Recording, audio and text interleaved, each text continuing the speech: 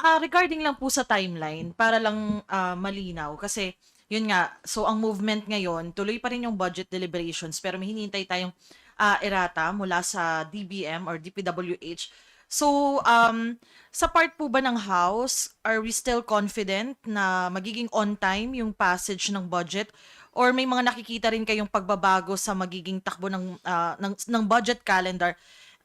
Ano po yung assurance nyo tungkol naman dito sa timetable ng budget process po dito sa part ng House? Well, we have to check din with Chair Mika on this, no? Pero kaya nga tuloy-tuloy pa rin ang budget deliberations para dun sa mga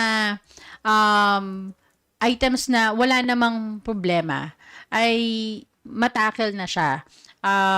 Hindi natin alam kung paano ang magiging kung gaano kabilis yung magiging review ng DBM doon sa mga budget na may nakitang observations, may mga observations sa mga members. So, pero it appears that the committee is still confident that they can still meet the timeline na tinitignan ng House para ma-approve ang GAB.